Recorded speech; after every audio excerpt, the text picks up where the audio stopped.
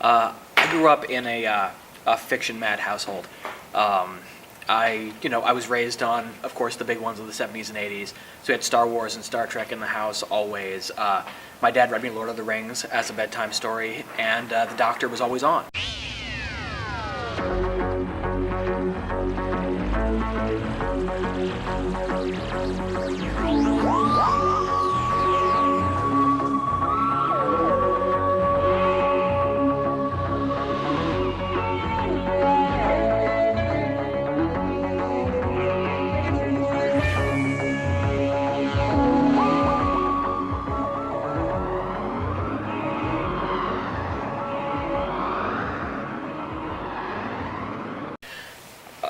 I was actually wearing this jacket, which I've just sort of adopted for my everyday life. It's because it's really comfortable, and probably one of my best thrift finds. I'd like to credit my girlfriend for finding this because she just picked it right off the rack and it fit me perfectly.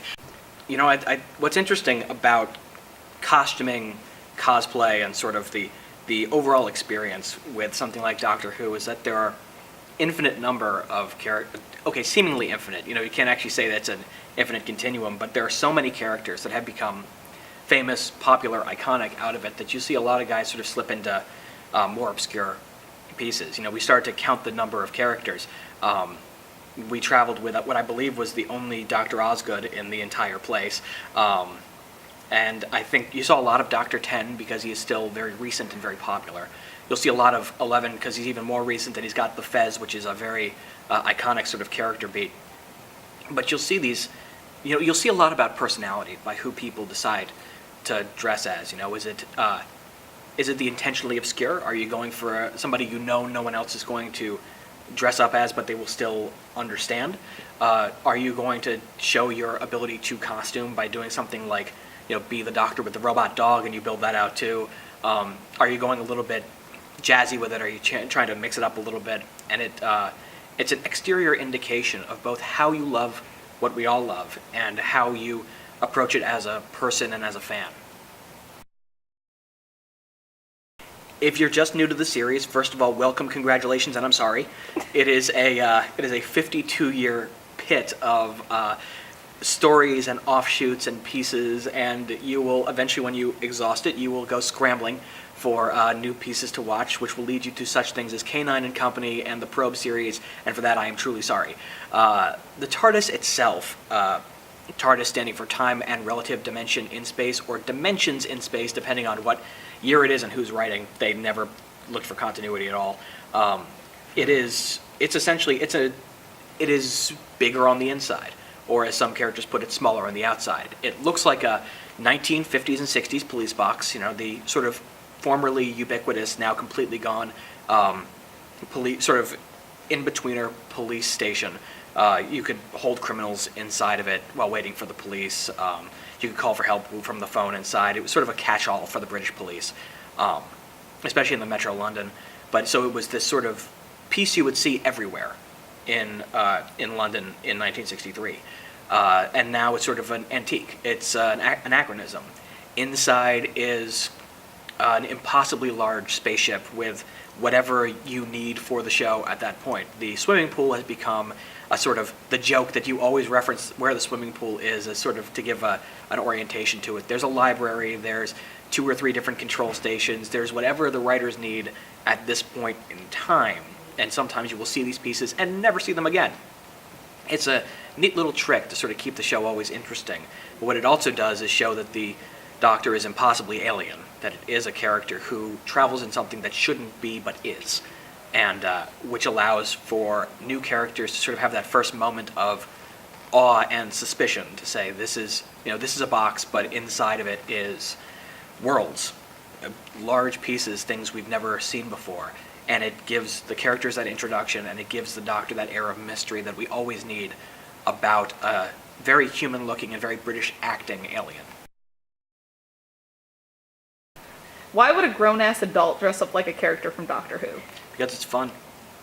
And the whole cosplay and costuming phenomenon in general it's another hobby. It's another way to build camaraderie. It's, you know, you look at whatever you have in your life, you know, your book club, your Rotary club, your golf tourney, whichever whichever part of your life is your social aspect, this is another piece of it. Yeah, it's a several times a year Halloween around a central theme, but you find people who really love what you love, and you become part of it. I mean, I have several costumes at the ready that I use for different comic conventions.